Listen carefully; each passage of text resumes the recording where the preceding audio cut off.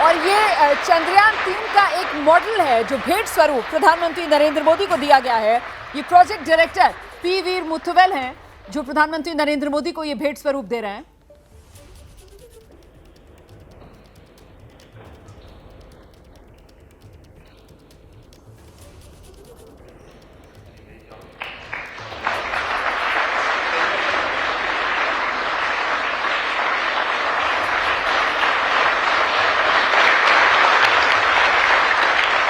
ये चांद की सतह की तस्वीर है जिसमें विक्रम लैंडर नजर आ रहा है। ये वो तस्वीर जो फ्रेम करके दी गई है। ये दूसरी तस्वीर जिसमें लैंडर का रैंप खुला हुआ है जिस पर से रोवर उतरा है। ये वो तस्वीर। तो ये अलग अलग तस्वीरें हैं जो चांद की सतह की तस्वीरें हैं, उनको फ्रेम करके यहां पर भेंट स्वरूप प्रधानमंत्री नरेंद्र मोदी को दिया जा रहा है। ये एक और तस्वीर इसी क्रम में जो पीएम को दी गई है।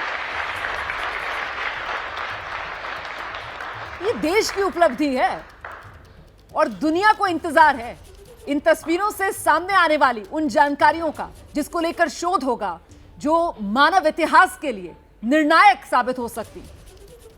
नमस्कार फ्रेंड्स,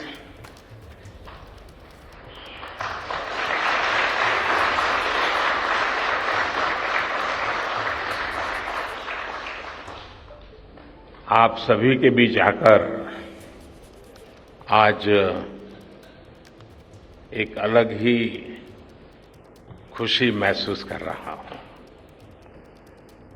शायद ऐसी खुशी बहुत रेयर ओकेजन होते हैं जब तन मन खुशियों से भर गया हो।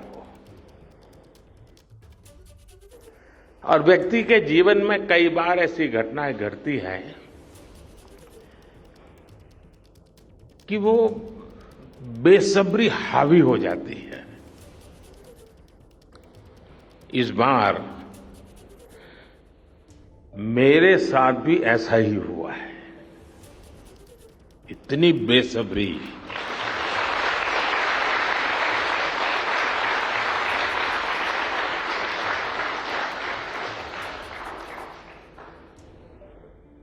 मैं साउथ अफ्रीका में था, फिर ग्रीस का कार्यक्रम था तो वहां चला गया, लेकिन मेरा मन पूरी तरह आपके साथ ही लगा हुआ था।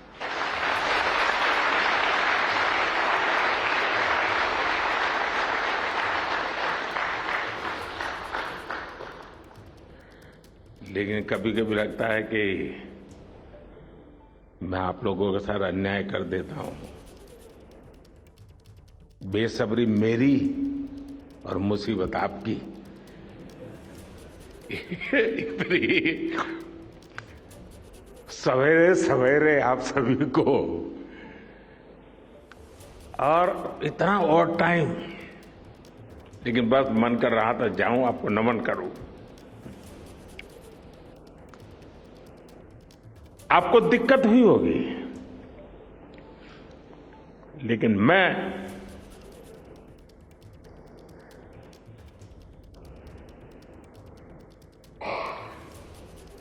भारत में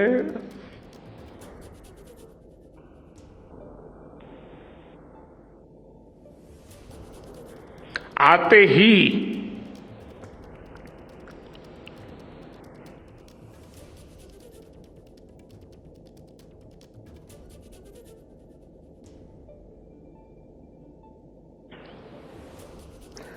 जल्द से जल्द आपके दर्शन करना चाहता था।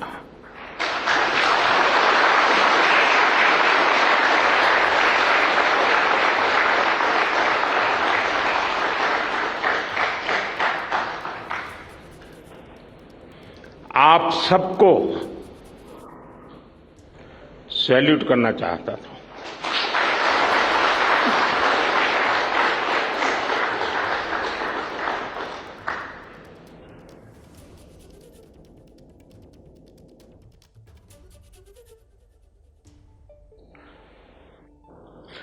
Salute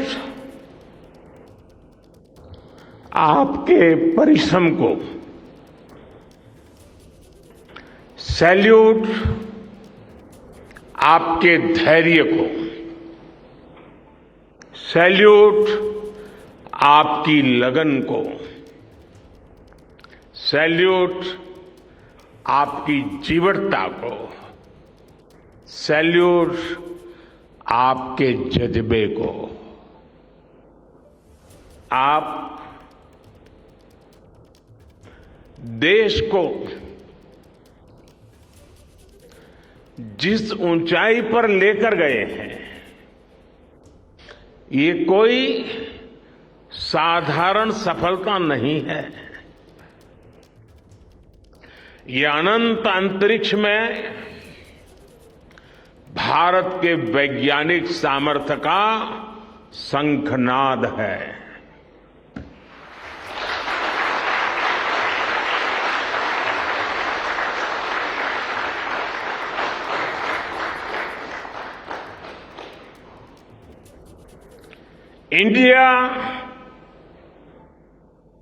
India is on the moon.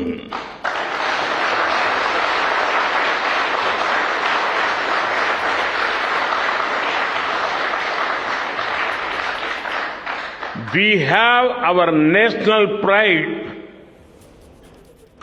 placed on the moon.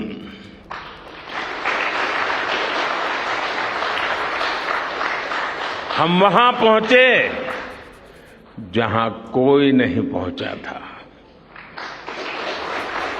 हमने वो किया जो पहले कभी किसी ने नहीं किया था।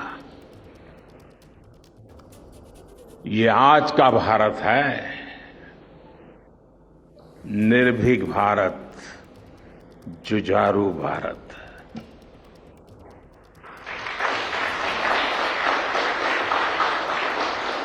ये वो भारत है जो नया सोचता है, नए तरीके से सोचता है, जो डार्क जोन में जाकर भी दुनिया में रोशनी की किरण फैला देता है।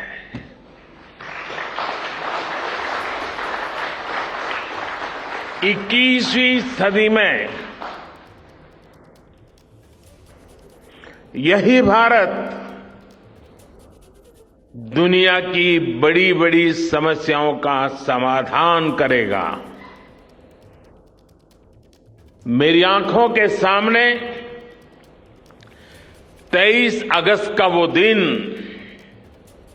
वो एक एक सेकंड बार बार घूम रहा है। जब टचडाउन कंफर्म हुआ तो जिस तरह यहां इसरो सेंटर में, पूरे देश में लोग उछल पड़े, वो दृश्य कौन भूल सकता है। कुछ स्मृतियां अमर हो जाती है। वो पल अमर हो गया। वो पल इस सदी के सबसे प्रेरणादायी क्षणों में से एक है। हर भारतीय को लग रहा था कि विजय उसकी अपनी है। खुद महसूस करता था।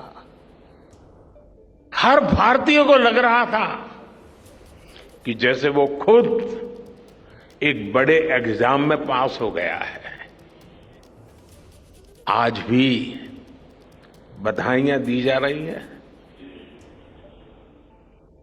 संदेश दिए जा रहे हैं, और ये सब मुमकिन बनाया है आप सबने, आपने।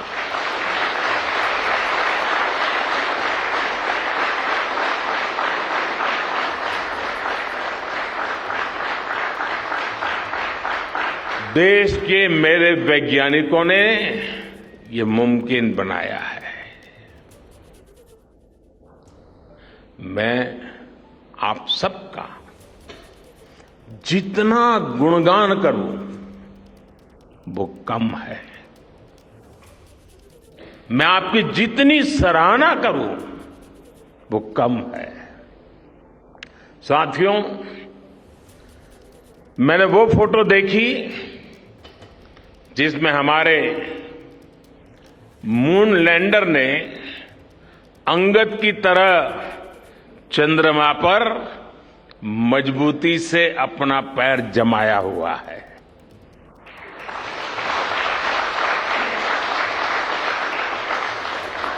एक तरफ विक्रम का विश्वास है तो दूसरी तरफ प्रज्ञान का पराक्रम है।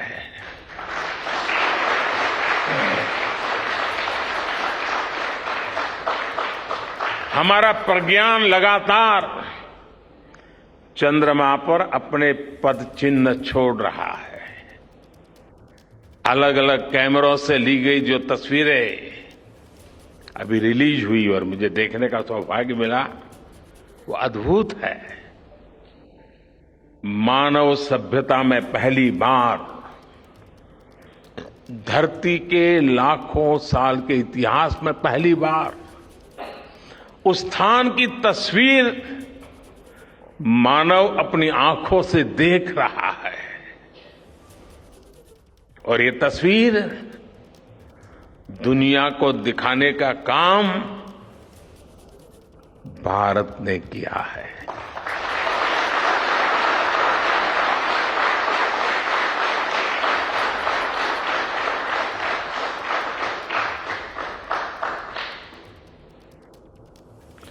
आप सभी वैज्ञानिकों ने किया है। आज पूरी दुनिया भारत की साइंटिफिक स्पिरिट का, हमारी टेक्नोलॉजी का और हमारे साइंटिफिक टेम्परामेंट का लोहा मान चुकी है।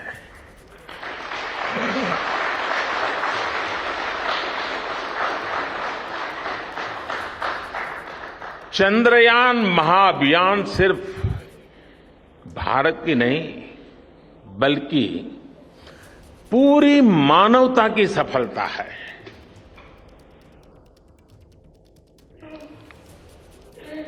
हमारा मिशन जिस क्षेत्र को एक्सप्लोर करेगा उससे सभी देशों के लिए मून मिशंस के नए रास्ते खुलेंगे। ये चांद के रहस्य को तो खोलेगा ही, साथ ही धरती की चुनौतियों के समाधान में भी मदद करेगा। आपकी इस सफलता के लिए मैं एक बार फिर सभी वैज्ञानिकों को, टेक्नीशियंस, इंजीनियर्स और चंद्रयान महाअभियान से जुड़े सभी सदस्यों को बधाई देता हूं।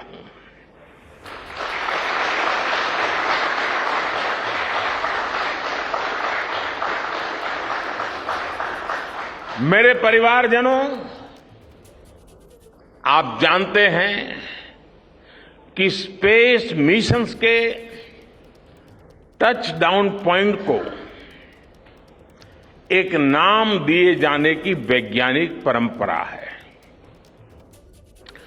चंद्रमा के जिस हिस्से पर हमारा चंद्रयान उतरा है, भारत ने उस स्थान के भी नामकरण का फैसला लिया है।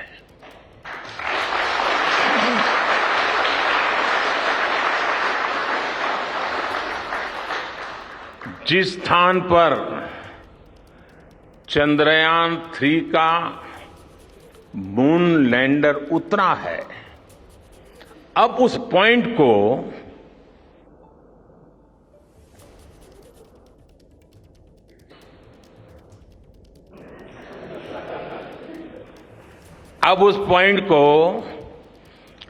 शिव शक्ति के नाम से जाना जाएगा।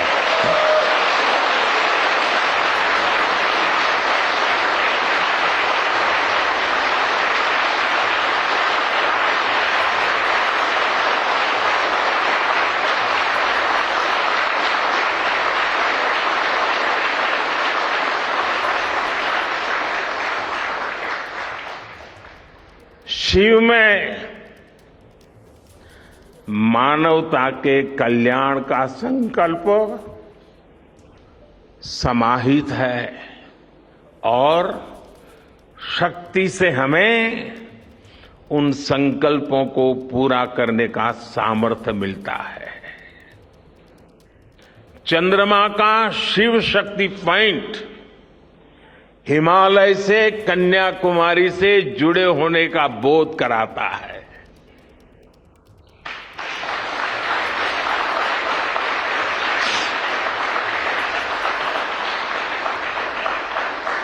हमारे ऋषियों ने कहा है येन कर्माण्य पशो मनीषिणो यज्ञे कुण्वन्ति वित्तेषु धीरः यत्पूर्व यक्ष्मन्तः प्रजानां तन्मे मनः शिव संकल्पम अस्तु। अर्थात जिस मन से हम कर्तव्य कर्म करते हैं, विचार और विज्ञान को गति देते हैं और जो सबके भीतर मौजूद है, वो मन शुभ और कल्याणकारी संकल्पों से जुड़े।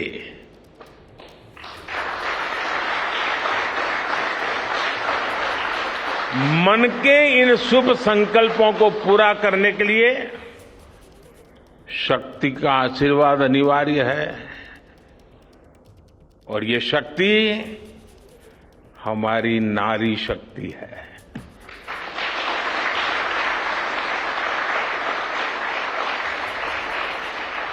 हमारी माताएं बहनें हैं। हमारे यहां कहा गया है सृष्टि स्थिति विनाशानाम शक्ति भूते सनातनी। अर्थात निर्माण से प्रलय तक पूरी सृष्टि का आधार नारी शक्ति ही है।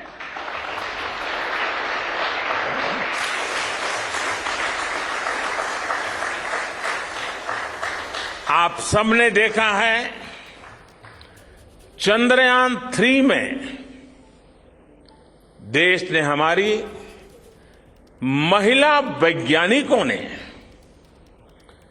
देश की नारी शक्ति ने कितनी बड़ी भूमिका निभाई है। चंद्रमा का शिव शक्ति पॉइंट सदियों तक भारत के इस वैज्ञानिक और दार्शनिक चिंतन का साक्षी बनेगा।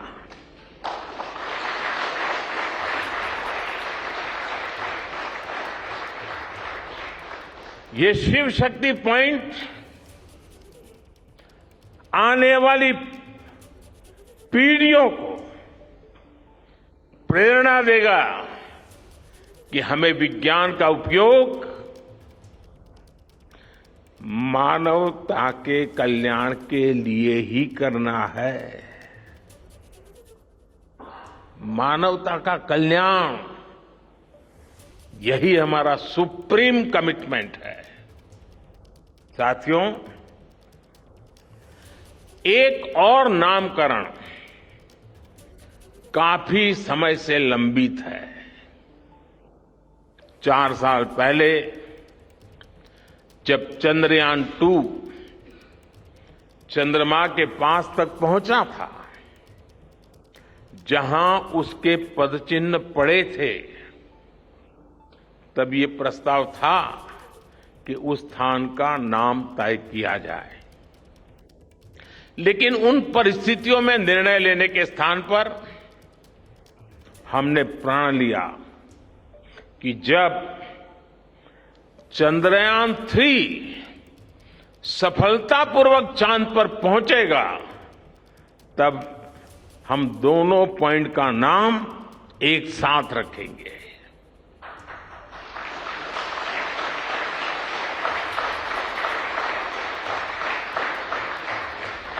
और आज मुझे लगता है कि जब हर घर तिरंगा है, जब हर मन तिरंगा है और चांद पर भी तिरंगा है, तो तिरंगा के सिवाय चंद्रयान 2 से जुड़े उस स्थान को और क्या नाम दिया जा सकता है।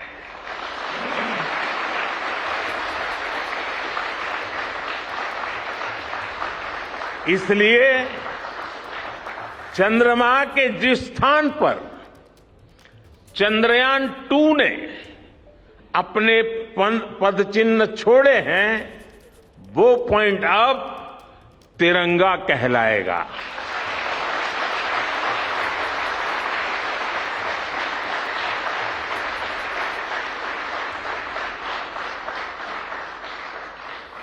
ये तिरंगा पॉइंट भारत के हर प्रयास की प्रेरणा बनेगा।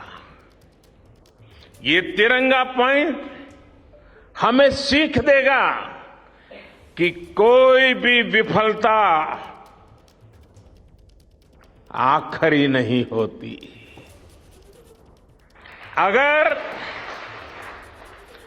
दृढ़ इच्छा शक्ति हो तो सफलता मिलकर के ही रहती है। यानी मैं फिर दोहरा रहा हूं, चंद्रयान 2 के पद चिन्ह जहां है, वो स्थान आज से तिरंगा पॉइंट कहलाएगा। और जहां पर चंद्रयान 3 का मून लैंडर पहुंचा है, वो स्थान आज से शिव शक्ति पॉइंट कहलाएगा।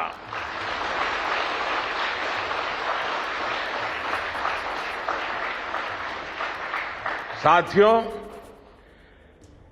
आज भारत दुनिया का चौथा ऐसा देश बन चुका है जिसने चंद्रमा की सतह को छुआ है।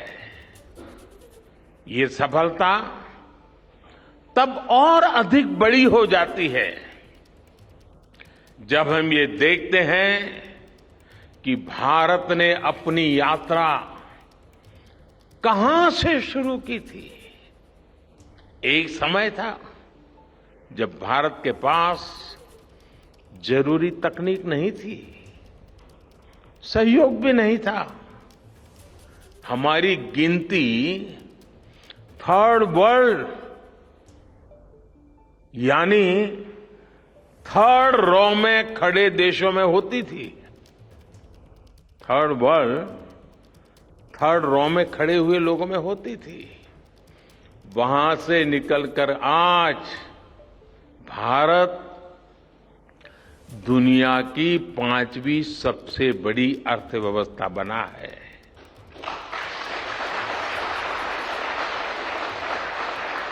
आज ट्रेड से लेकर टेक्नोलॉजी तक भारत की गिनती पहली पंक्ति यानी फर्स्ट रॉ में खड़े देशों में हो रही है। यानी थर्ड रॉ से फर्स्ट रॉ तक इस यात्रा में इसरो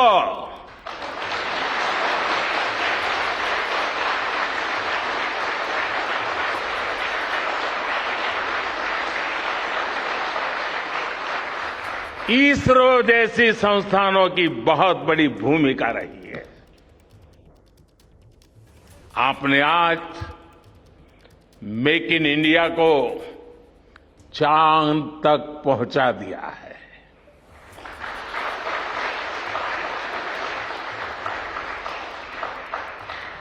मेरे परिवारजनों, मैं आज आपके बीच आकर विशेष तौर पर देशवासियों को आपकी मेहनत के बारे में बताना चाहता हूं। जो मैं बातें बता रहा हूं वो आपके लिए नई नहीं है, लेकिन आपने जो किया है जो साधना की है वो देशवासियों को भी पता होना चाहिए। भारत के दक्षिण हिस्से से चंद्रमा के दक्षिणी ध्रुव तक चंद्रयान की ये यात्रा आसान नहीं थी। मून लैंडर की सॉफ्ट लैंडिंग सुनिश्चित करने के लिए हमारे वैज्ञानिकों ने इसरो की रिसर्च फैसिलिटी में आर्टिफिशियल मून तक बना डाला। इस आर्टिफिशियल मून पर विक्रम लैंडर को अलग अलग तरीके से सरफेस पर उतारकर उसका टेस्ट किया गया था। अब इतने सारे एग्जाम देकर हमारा मून लैंडर वहां गया है तो उसे सक्सेस मिलनी ही मिलनी थी।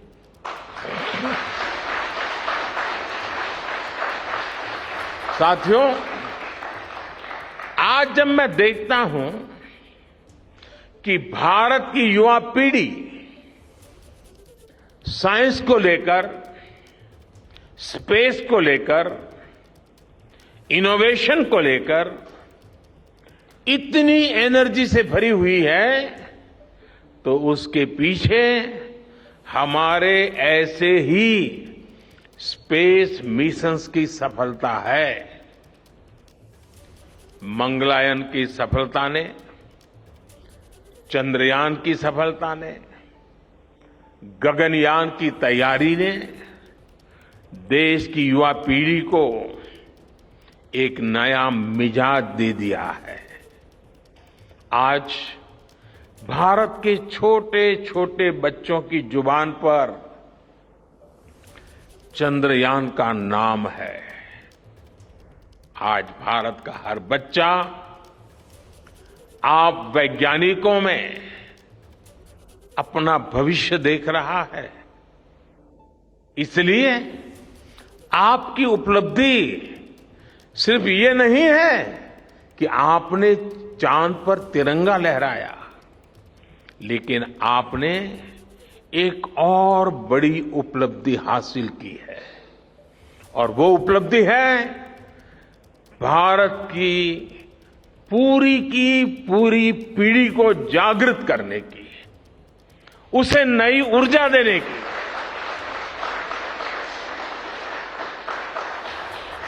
आपने एक पूरी पीढ़ी पर अपनी इस सफलता की गहरी छाप छोड़ी है। आज से कोई भी बच्चा रात में जब चंद्रमा को देखेगा तो उसको विश्वास होगा कि जिस हौसले से मेरा देश चांद पर पहुंचा है, वही हौसला, वही जज्बा उस बच्चे के भीतर भी है, उस युवा के भीतर भी है। आज आपने भारत के बच्चों में आकांक्षाओं के जो बीज बोए हैं, कल वो वट वृक्ष बनेंगे और विकसित भारत की नींव बनेंगे।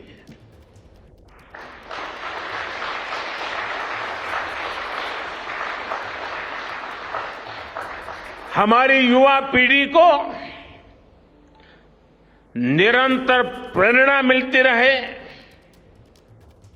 इसके लिए एक और निर्णय लिया गया है। 23 अगस्त को जब भारत ने चंद्रमा पर तिरंगा फहराया, उस दिन को अब हिंदुस्तान नेशनल स्पेस डे के रूप में मनाया जाएगा।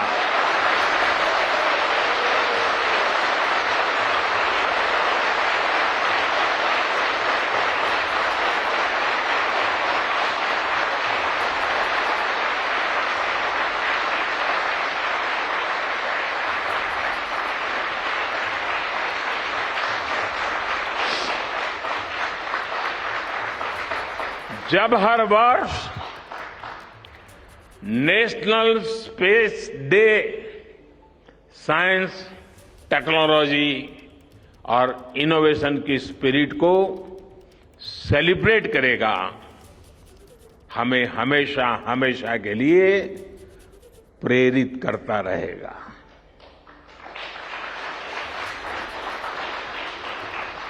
मेरे परिवारजनों, आप भी जानते हैं कि स्पेस सेक्टर का जो सामर्थ्य है वो सैटेलाइट लॉन्च करने या अंतरिक्ष की खोज से कहीं ज्यादा बड़ा है। स्पेस सेक्टर की एक बहुत बड़ी ताकत है जो मैं देखता हूं, वो है ईज ऑफ लिविंग और ईज ऑफ गवर्नेंस। आज देश में स्पेस एप्लीकेशंस को गवर्नेंस के हर पहलू से जोड़ने की दिशा में बहुत बड़ा काम हुआ है। आप लोगों ने जब मुझे प्रधानमंत्री के रूप में काम का दायित्व दिया, तो प्रधानमंत्री बनने के बाद मैंने भारत सरकार के जॉइंट सेक्रेटरी लेवल के ऑफिसर्स की स्पेस साइंटिस्ट के साथ एक वर्कशॉप करवाई थी और इसका मकसद ये था कि गवर्नेंस में, शासन व्यवस्था में ट्रांसपेरेंसी लाने में स्पेस सेक्टर की ताकत का ज्यादा से ज्यादा इस्तेमाल कैसे करें। तब किरण जी शायद हम लोगों के साथ काम करते थे। इसी का नतीजा था जब देश ने स्वच्छ भारत अभियान शुरू किया, शौचालयों का निर्माण शुरू किया, करोड़ों घरों को बनाने का अभियान चलाया, तो इन सब के मॉनिटरिंग के लिए, उसकी प्रगति के लिए स्पेस साइंस ने बहुत मदद की। आज देश में दूर दराज के इलाके में एजुकेशन, कम्युनिकेशन और हेल्थ सर्विसेज पहुंचाने में स्पेस सेक्टर की बहुत बड़ी भूमिका है। इन दिनों आजादी के अमृत महोत्सव के निमित्त जो जिले जिले में अमृत सरोवर बन रहे हैं, उसका भी टैगिंग, उसके भी मॉनिटरिंग स्पेस के द्वारा ही हो रही है। बिना स्पेस टेक्नोलॉजी के हम टेलीमेडिसिन और टेली एजुकेशन की कल्पना तक नहीं कर सकते। स्पेस साइंस ने देश के रिसोर्सेज के ऑप्टिमम यूटिलाइजेशन में भी बहुत मदद की है। हमारे देश के एग्रीकल्चर सेक्टर को ताकत देने में, मौसम का अनुमान लगाने में स्पेस सेक्टर जो मदद करता है वो देश का हर किसान जानता है। आज वो देख लेता है अपने मोबाइल पर अगले सप्ताह मौसम का क्या हाल है। देश के करोड़ों मछुआरों को आज नाविक सिस्टम से जो सटीक जानकारी मिल रही है वो भी आप ही की देन है। आज जब देश में बाढ़ आती है, कोई प्राकृतिक आपदा आती है, भूकंप आता है, तो हालात की गंभीरता का पता लगाने में आप सबसे पहले आगे आते हैं। जब साइक्लोन आता है तो हमारी सैटेलाइट्स उसका सारा रूट बताती हैं, सारी टाइमिंग बताती हैं और लोगों की जान भी बचती है, संपत्ति भी बचती है। और सिर्फ साइक्लोन के कारण जो संपत्ति बचती है ना, उसका अगर जोड़ लगा दें तो आज स्पेस का जो खर्चा है उससे वो ज्यादा हो जाता था।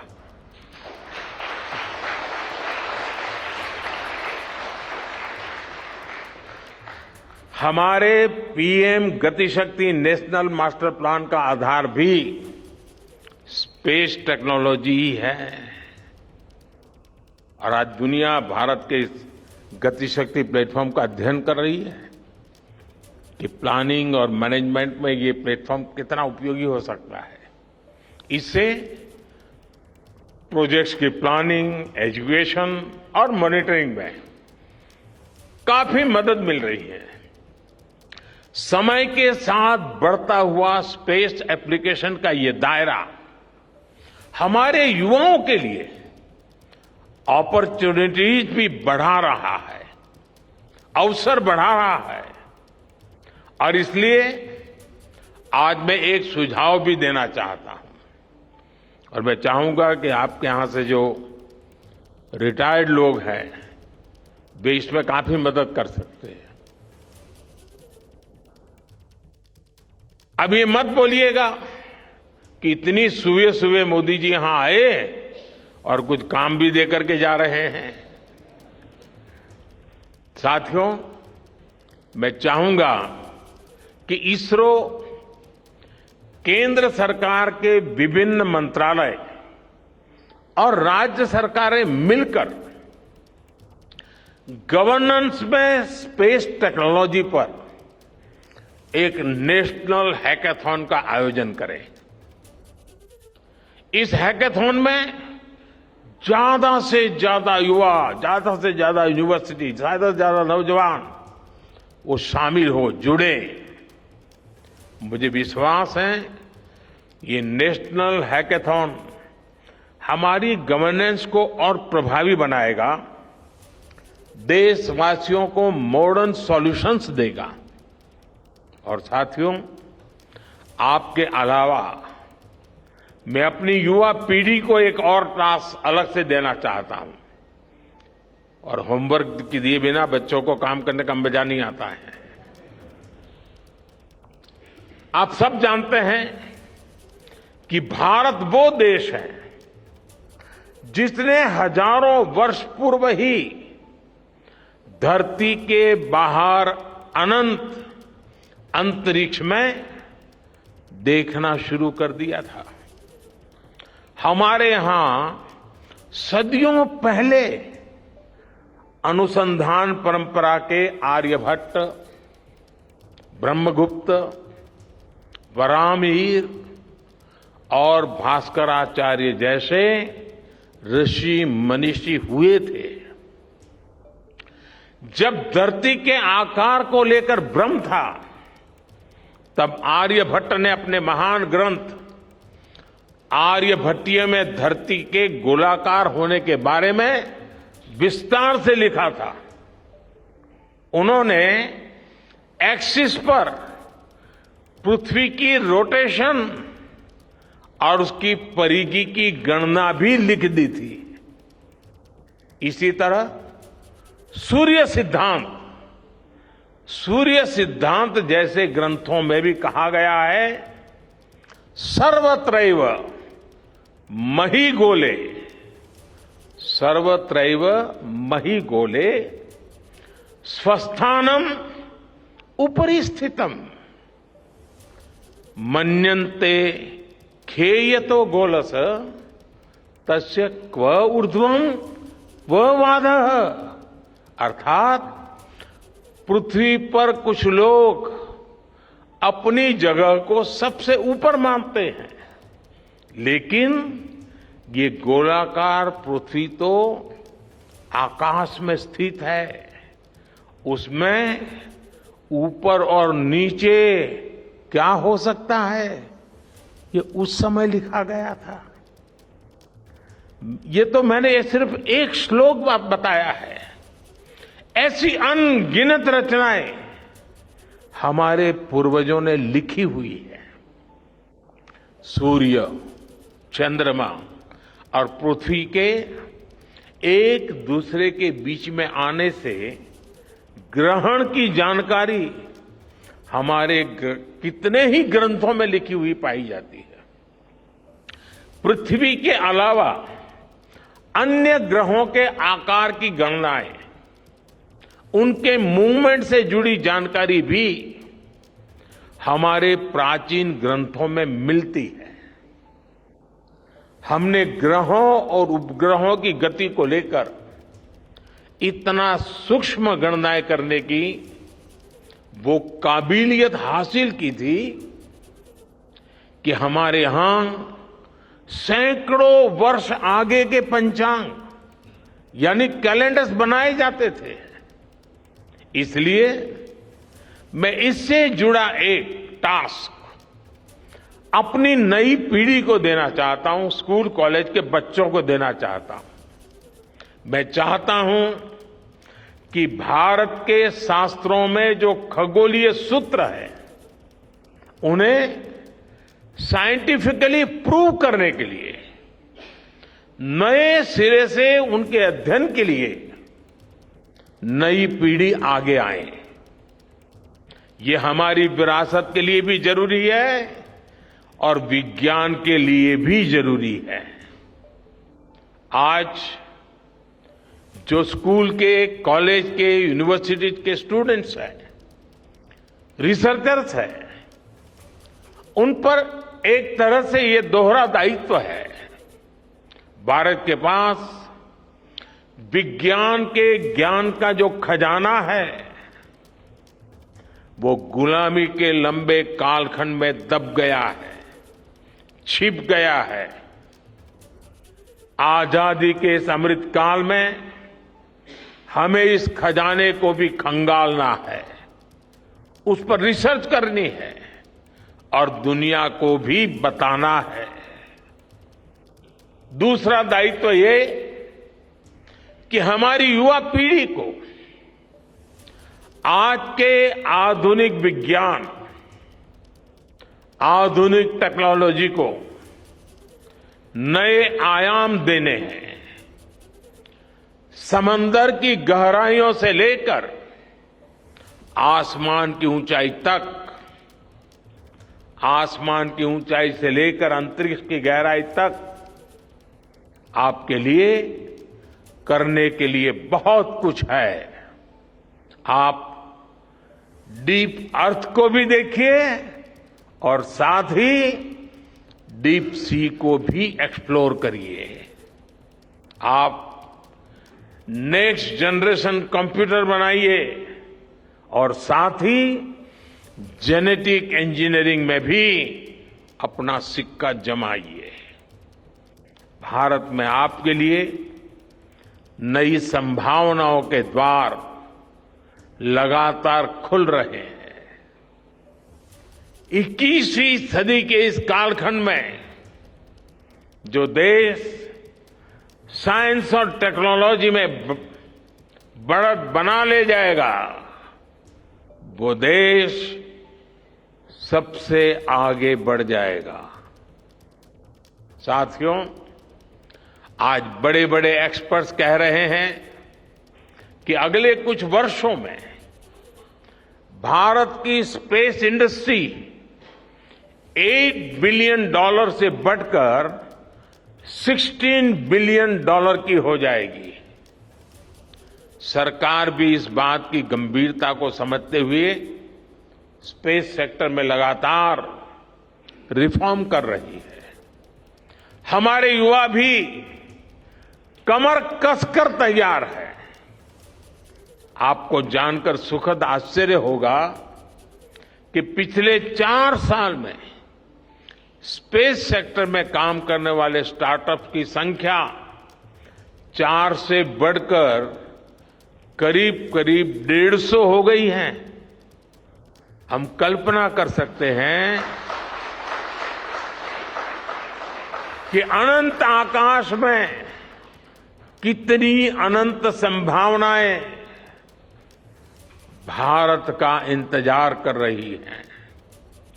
वैसे कुछ दिन बाद 1 सितंबर से MyGov हमारे चंद्रयान मिशन को लेकर बहुत बड़ा क्विज कंपटीशन लॉन्च करने वाला है। हमारे देश के स्टूडेंट्स इससे भी शुरुआत कर सकते हैं। मैं देश भर के स्टूडेंट से आग्रह करूंगा कि आप सभी बड़ी संख्या में इससे जुड़े। मेरे परिवारजनों, देश की भावी पीढ़ी को आपका मार्गदर्शन बहुत आवश्यक है। आप जो इतने सारे इंपॉर्टेंट मिशंस पर काम कर रहे हैं, वो आने वाली पीढ़ी ही आगे ले जाने वाली है।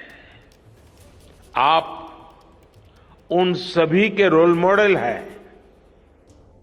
आपकी रिसर्च और आपकी वर्षों की तपस्या, मेहनत ने साबित किया है कि आप जो ठान लेते हैं वो आप करके दिखाते हैं। देश के लोगों का विश्वास आप पर है और विश्वास कमाना छोटी बात नहीं होती है दोस्तों। आपने अपनी तपस्या से विश्वास कमाया है।